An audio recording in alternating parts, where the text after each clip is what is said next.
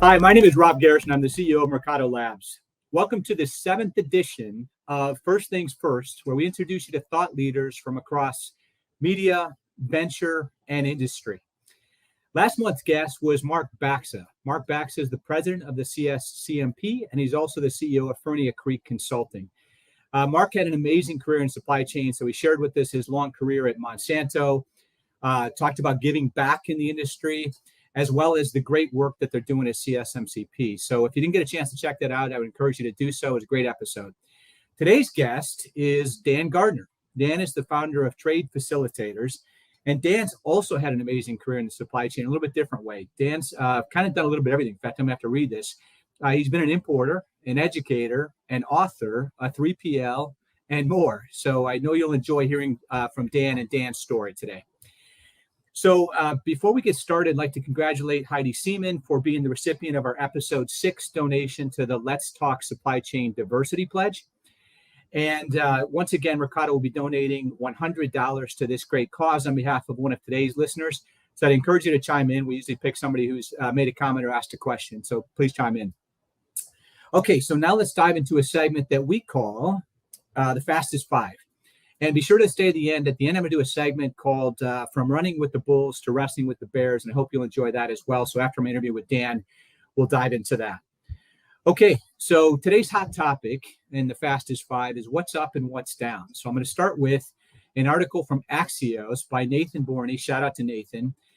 Nathan reports that supply chain issues are beginning to clear up as consumer spending returns to normal. He backs up that claim with the New York Fed's Global Supply Chain Pressure Index, GSCPI, which fell for the third straight month in a row. Good news. The index is now 1.84 points above typical levels and is down from an all-time high of 4.32 just in December. So good news to report there. Another thing that's down, not in such a good way, is Black & Decker's SKU and footprint, according to Sarah Zimmerman of Supply Chain Dive. Shout out to Sarah. According to her article, Black & Decker plans to slash their manufacturing footprint and their product portfolio by 40%. This is part of an urgent effort by Black & Decker to generate $1.5 billion in cost savings over the next 3 years. And so like many companies, the toolmaker found themselves struggling with too much inventory after consumer demand dropped, ending the second quarter with $6.6 billion in excess inventory. So they've got a lot to work through. So you're going to see some pretty big cost slashing efforts from Black & Decker and other people who got caught with too much inventory on hand. Okay, so now let's talk about what's up. Surging retail inventories are swamping U.S. warehouses, according to Liz Young of the Wall Street Journal. Shout out to Liz. According to her article, Prologis, who's the world's biggest warehouse operator, said expects to add an additional 800 million square feet, or that's how much is needed of space to handle all of the excess inventories. Retailers from Walmart to Best Buy have reported a litany of reasons for the inventory glut, from shrinking consumer demand to high inflation to elongated buying cycles. So one to watch there, whether or not we've even got enough space to handle all this excess inventory. Optimistically, retailers will get a handle on it and will have enough space, but that's certainly one to watch. Another thing that's up, according to Jack Donnelly of Port Technology, shout out to Jack, is schedule reliability. So an analysis by Sea Intelligence noted that for the first time since the pandemic, the index improved year on year. So that's good news. 9 of 14 carriers saw improvements in June, with Evergreen reaching 40% schedule reliability, which was a double-digit improvement for them. So still nothing to write home about when you've got 40% reliability, but it's trending in the right direction. So we'll take that as a positive. Okay, and finally, according to Dominic Choping of MarketWatch, shout out to Dominic, Maersk saw its Q2 revenue and profits increase, get this, from $3.7 billion to $8.59 billion. Wow. Revenue also surged by 57% to $17.41 billion. Some quick calculations say that's almost a 50% margin. And finally, not surprisingly, freight rates rose by 64%. So there's your Fastest Five. And now we would like to welcome to the show the great Dan Gardner. Dan, welcome to the show. Thanks for having me, Rob. It's a pleasure, Dan. I've known Dan for years, and Dan is one of the best, so I'm delighted to have him on the show. Dan, if you wouldn't mind, can you start by sharing your background with our listeners? And if you could, kind of take us back to the beginning. You've had a really interesting career, as I mentioned at the top of my segment. You've kind of done it all. So if you could take us back to the beginning and also what you're up to these days. Sure. I'll try to give you the Reader's Digest version because, as we said in the green room, it's a 30-minute broadcast. So we need to give a high level. But greetings, everybody. Thanks again, Rob, for having me. It's flattering to be on your show. I'm actually broadcasting, tuning in from right next to the LA Long Beach Port Complex, but come from Massachusetts. I'm from Lynn, Massachusetts. Started in my career in freight forwarding and customs brokerage at my home port of Boston. But the journey from Boston to Los Angeles was not a direct one. There was some circumvention of the globe that went on along the way. So I do come from a customs brokerage and freight forwarding background, worked for Fritz companies back in the day, a truly legendary organization, DHL Global Forwarding, XL Global Logistics. But the big thing for me, and this is kind of a segue into the supply chain portion of my career, the best thing for me, and you appreciate this, we've talked about this before, Rob, is that you get exposure to all types of different industries, importers, exporters, footwear people, medical equipment people. And if you really take the time to listen and go see the factories and see the vendors and see the ports and what have you, it is the best live classroom that there is for a broad exposure, not only to logistics, but trade compliance, supply chain as well. So that's what really, fast forwarding to 2007, started this company called Trade Facilitators, which was built off a network that I built over the years in the 3PL space, in the customer space as well. And we do three things, basically BCO consulting. We work with supply chain technology companies, as well as in the trade compliance space. And we have an educational component as well, producing classes, certifications, degree programs for institutions like Cal State Long Beach. I actually taught last night for Cal State Long Beach.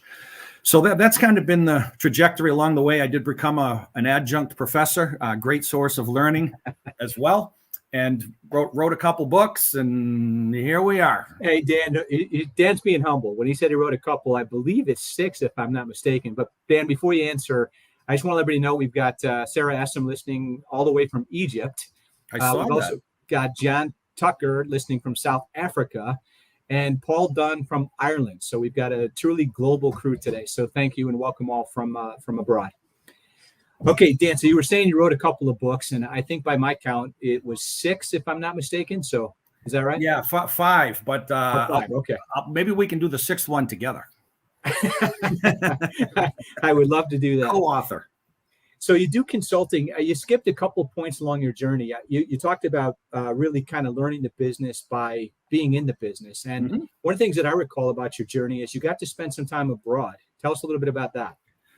I did. I spent 13 years in Latin America. Had some experience as a youngster, as an exchange student in Latin America, really interested in Spanish and what have you. So as a young executive working for Fritz companies in Boston, I was transferred to Bogota, Colombia, to be the head fire putter outer on the ground.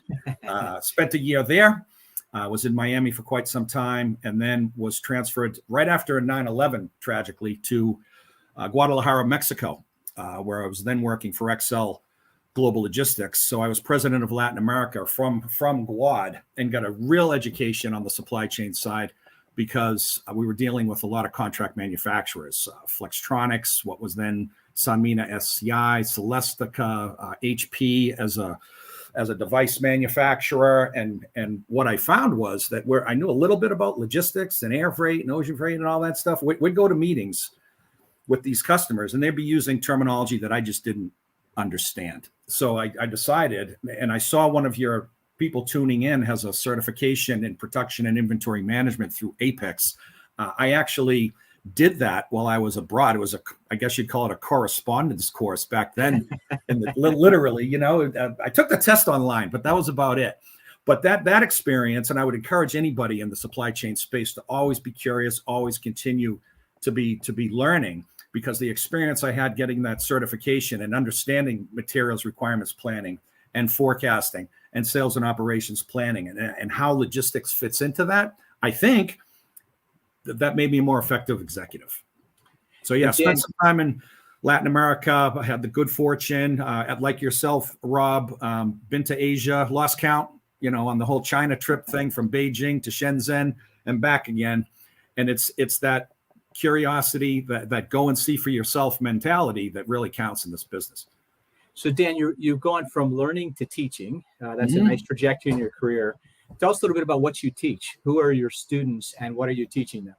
Yeah, well, I started actually when I was in Boston teaching the GED. And I'm talking, I hate to date myself, I was a young man, but it was 85, 86, teaching the GED, the high school equivalency, to what were then in East Boston, or Eastie, as we like to call it, to essentially refugees from the genocide of Cambodia, Pol Pot, wow, as well as the upheavals and revolutions going on in Central America, Honduras, Guatemala, El Salvador especially. So I had an interest in education from the get-go. And then in the forwarding space, I just got invited to speak at a couple what were then seminars, when we used to go to a hotel and have a seminar on different subjects, letters of credit, import regs, things of this nature. And then transitioned to a university environment, University of Miami, Florida International University when I lived in South Florida, but currently I'm on the faculty at Georgia Tech, their Supply Chain and Logistics Institute, Cal State Long Beach I mentioned, as well as Long Beach City College. And what I found out was that if you want to be a good teacher, you'd better be a better student, because I was always dealing with, adult continuing education, from MBA programs to certification programs, et cetera. And what I quickly learned is that the first day of class, these students are going to test you. And if they think you're a goof from day one and you don't know what you're talking about, you've lost the group. So by the time you get to class, that should be the easy part. The hard part is in the preparation, which in turn prepares you better. It becomes this virtuous cycle, at least in my humble instance. It becomes this virtuous cycle where you're learning on the job, you're in the field, you're doing all of those things, but also preparing for class so you can keep the audience and make sure, hopefully, that they think they're going to get a good exchange because the professor actually knows what they're talking about. So that's really forced me. You want to be a good teacher, be a better student. And that's helped me a lot. Dan, that's a great story. And I didn't know that part about when you were in Eastie teaching GED. So thanks for sharing that with me as well. And so one last stop I'd like to make along your journey is you went from being, sort of a 3PL to a teacher to an author, and then you became a practitioner. You became an importer, what you referred to as a BCO, which for those of you who don't know, that means beneficial cargo owner. Right. Also called an importer, also called a customer. And tell us about that experience for a little bit. Whatever you can divulge about what you did there would be great, absolutely, I think, for the audience. Yeah. Yeah, well, it was really a fortuitous experience for me from a timing perspective, because I had dealt with BCOs, those beneficial cargo owners, my whole career, and felt that I had a decent feel for their perspective and what motivated them internally, and how they worked with freight forwarders and customs brokers, et cetera. But that experience of a medium-sized importer, school supplies and school furniture, I say fortuitous timing-wise, because the organization at that time, we're going back 4 or 5 years ago now, was going from a one warehouse distribution network for the United States that was here in Carson, California, to standing up a 750,000 square foot facility in Kentucky, which, of course, in any supply chain it's going to resonate across the entire supply chain, all the way to relationships with vendors, and got them into things that they had never heard of before. Transload, intermodal, the rail piece, twin driver, double driver, hot shots, the whole thing. So to be a part of the team that set that up from scratch, along with the underlying technology that enabled it, selfishly was a great experience, not only from that operational perspective, but truly understanding the dynamic, for example, between sourcing, purchasing, logistics, who the internal customer really is at a BCO, and what motivates people to behave in certain ways. And it really was a great experience. That'll be a good tee up to our next topic in just a minute, which is S&OP. But let me ask you just one quick question. Was it surprising when you got on the importer side? I mean, you probably had all these expectations as a vendor to those customers, what things would be like. Any surprises on being on the inside, being actually working for an importer versus servicing one? Yeah, that's one of the things I like about this industry. There's always surprises about everything that you do. But so, yeah, there were definitely surprises, just the complexity of the purchasing function when you're dealing with 30, 40,000, which isn't a lot in the grand scheme of things, but 30, 40,000 SKUs and doing a couple of hundred new product introductions a year. And what does that mean logistically, starting with a forecast and all of those things? With that said, much of my experience was a validation of things that I had experienced with customers on the 3PL side, but it was obviously on the different side of the table. So it was some surprises that were really helpful, as well as validations of things that I had suspected, and some things that I was completely wrong about. It's the other part of supply chain. If you think you're going to be right every time, it's time to go to barber college because you're not going to last. So, Dan, just a quick comment that even though you're sitting in Los Angeles now, you have not lost a lot of the Eastie, as you call it, accent. So that's a good thing.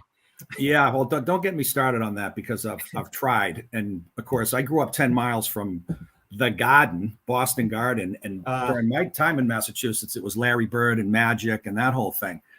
So I don't really talk much socially here in SoCal because I just don't feel like listening to it, about the accent. And people think I'm reticent. I'd rather talk on a webcast than to somebody directly at a Starbucks because they just end up antagonizing me. Got it. So before we transition to a couple other questions I've got for you, is there any advice you'd give to somebody, based on your journey and the fact that you're a teacher and you deal with lots of young people, is there any advice that you'd give to somebody who's young and just starting out in the supply chain industry? Any thoughts on that? What kind of guidance would you give to someone starting out today? Yeah, I think everybody's journey is different, but I'd start out with the underlying philosophy of stay curious, always be willing to learn, but always you have to be willing to do the work too. I deal with a lot of younger people, my own kids, and they need to get. You have to put in the work too. You want to be able to learn, obviously, but you have to create value. You have to find ways to create value. And that's really quite important. That curiosity component should really translate into a lifelong commitment to continuing education. You don't have to go to a 4-year school. You don't even have to get a 2-year degree. You can go on Coursera. You can go on LinkedIn. You can go on YouTube. I know people that we've counseled at Cal State Long Beach that took a certification program in logistics at Cal State Long Beach. And then we coached them into getting their broker's license, customs broker's license, which I am one as well. So I'm biased to that length, but just put together a combination of skills over time that create more value, because global trade, whether it's on a country level, an industry level, a company level, or most importantly, an individual level, you have to be able to compete. And in our business, it's about the acquisition and application of acquired knowledge. That means there's no such thing as a born supply chain person. There's no such thing as a born customs broker. You have to go out, put in the work, gain the experience, work on your game in your spare time, and stay competitive. Great advice. Great advice. Yeah. And Dan's got 3 kids, so he knows from experience, knows from what he talks. Mm-hmm. So I want to switch gears if we could. So that, as we talked about, supply chain's been extremely chaotic. I would argue for the last 5 years, but particularly in the last 2 since the pandemic. And I wonder if you have any thoughts on what's the role of a supplier in the supply chain. We talk a lot about all the domestic challenges we have with getting capacity and getting on the rail and so forth. What do you think about suppliers in the supply chain? What's their role and how important is their role in this whole process? Yeah, I think the answer to that question, I think it starts with a true understanding of what supply chain is. And it took me 30 years to figure this out, but I'll give it to you in 10 seconds. So when you think about it, supply chain is about predicting the future and placing bets. What do I mean by that? Predicting the future with a forecast of sales, be they existing evergreen products or new product introductions, and then placing your bets in the form of a budget. how much merchandise, assuming that you're an importer, let's use the Trans-Pacific eastbound as an example, an importer, you have to convert that forecast for existing and new products into purchase orders that are then placed over time in specific quantities on the vendor. So the vendor, of course, quality product at a reasonable price, that's the price of admission into the game. But they are such a vital player in all these other aspects. So to answer your question, the role of the supplier, in addition to manufacturing goods on behalf of a buyer, is origin, collaboration, and coordination. Simple stuff that you might not think about. The relationship that an origin vendor has with their freight forwarder or the freight forwarder of the BCO in the United States, depending on what the Incoterms rule is. Simple things. Who's going to make a booking for a container? How reliable is that booking going to be? So to answer the question, treat your supplier as a partner, obviously, from a product perspective, but understand that their actions are going to permeate, go up and down the supply chain from start to finish, starting with that purchase order that's placed on a vendor overseas and the many travails that can go on from that moment forward. Yeah, thanks. That's great. And that sort of leads into the next question I had for you. You introduced me a while ago to the term S&OP. Would you mind defining that term for the audience? We've got about 4 minutes left. Defining the term for that audience and for our audience, and then also explaining what the importance of an S&OP is. I don't think, like me, I think a lot of people weren't familiar with the whole notion of how do we tie all these crazy things together in a supply chain, and S&OP seems like a logical place to start. Yeah, sales and operations planning, just fascinating to me and fairly common sense. But my experience has been that the more common sense something is in the supply chain, the harder it is to do. There's an inverse relationship there. But sales and operations planning goes back to this idea that virtually all importers are going to start with a forecast of every item that they sell over the course of a year. They're going to convert that forecast into POs, as we said a moment ago, and then the game is afoot, as they say. Sales and operations planning recognizes that, but companies put together, this is really important, a multifunctional team of representatives from purchasing, from sales, from logistics, from trade compliance, everybody that needs a window into what's going on in the inbound supply chain. And really what they do is they start out with the forecast, but then the year starts to unfold. Some products start selling well, others are on forecast, others are not selling so well. So what S&OP does at a minimum on a monthly basis is to get this multifunctional team together and look at the forecast by product family, by category, wearing apparel versus accessories versus footwear for a fashion company. And they make specific observations. Product A is kicking butt. Do we need to order more? Will we get it in time? That whole bullwhip effect thing. Whereas if a product isn't selling so well, do they back off of a PO? What's the last change date on a purchase order? Can they change the quantity? What's the last ship date? So in the end, S&OP is taking actual results compared with forecasted results. There's always going to be a difference, and making adjustments up or down depending on what you discover in that ongoing process of sales and operations planning. Yeah, it seems like that every company should do that, Dan. So what do you find in terms of real world? Are a lot of people using that approach? Yeah, well, kind of.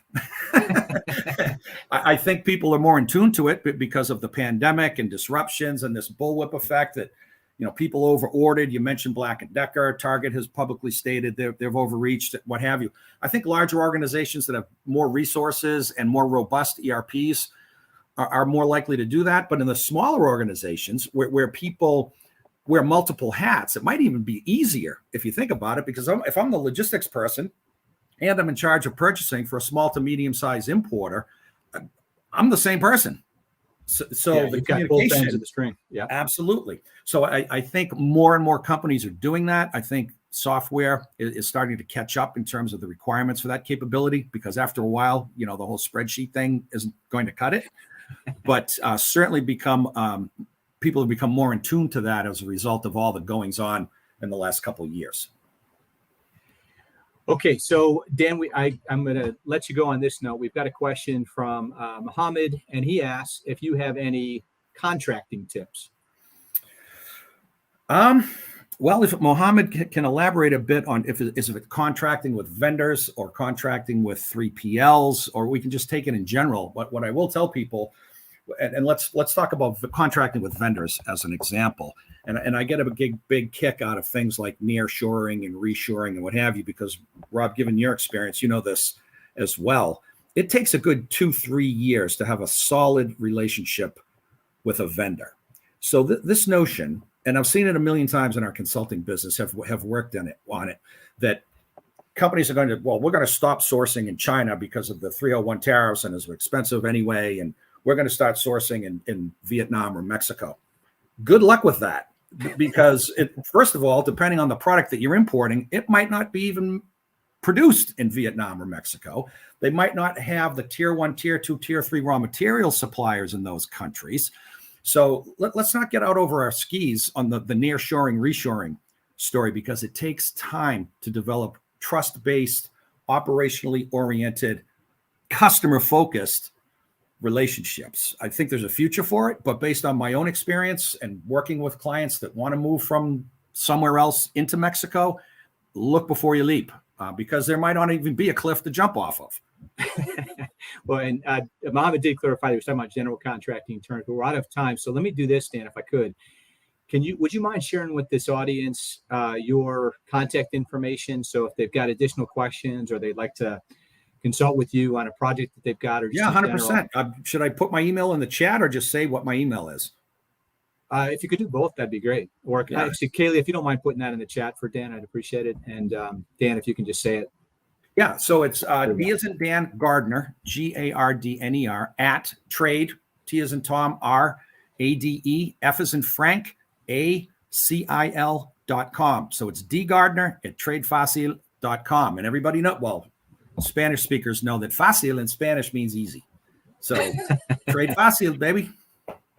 Make trade easy with Dan Gardner. Right on. Dan, it's been a pleasure having you. I wish we had another hour or so, because you've got a fascinating background and we just scratched the surface. But anytime. I really appreciated it, and I'm sure the audience did as well. So thank you very much. If anybody needs a great resource for just about anything related to the supply chain, Dan's your guy.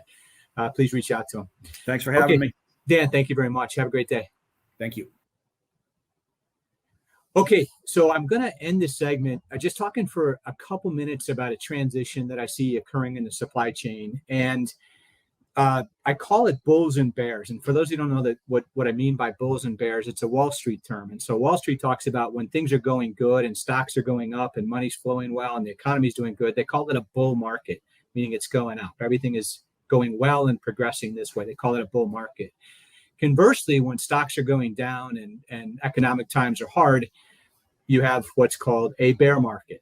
And so bulls and bears are just two terminologies that are common in finance and common in Wall Street. So I use those sometimes to describe what's happening in supply chains. And so by any measure, the last 2 years have been a bull market in the supply chain. Capacity was maxed out, freight rates increased, sales of consumer goods went through the roof, and many companies made record profits. And so by any measure, it's been a bull market for the last 2 years. And for supply chain professionals, specifically us, that made for a really wild ride. We were constantly trying to keep up the pace and secure the resources necessary to get products to market. And so all the old rules sort of went out the window as price became an afterthought and capacity became king. So now it appears that instead of a running with the bull scenario, supply chain professionals will instead be wrestling with the bears, or how do you wrestle with the down market? And so when you look at some of the bear indicators, inflation's at its highest level in 40 years. We've had 2 quarters in a row of GDP decline, a lack of additional stimulus funding. So that means likely that cost is once again king, not capacity, but cost. So retailers will begin to slash prices to deal with a glut of inventory. Consumers will continue to cut back on spending due to higher expenses. And everything from food to rent is going up. So for supply chain professionals, this means that attention will turn from get it here any way you can, which has been the mantra the last 2 years, to get it here at the lowest possible cost. So this is going to require supply chain professionals to once again look for gains in efficiency, possibly fewer partners, and doing more with less. And that's the traditional role of supply chain. So that won't surprise anybody too much. But last couple of years, it's been crazy the other way. Throw cost out the window, just get the product here. we're about to return to a normal situation in supply chain where our job is to get products to market as efficiently and quickly as possible, but emphasis on the efficiency. So no one said a career in supply chain would be easy, but if it's a challenge you crave, you are in the right industry. Thank you all very much for your time.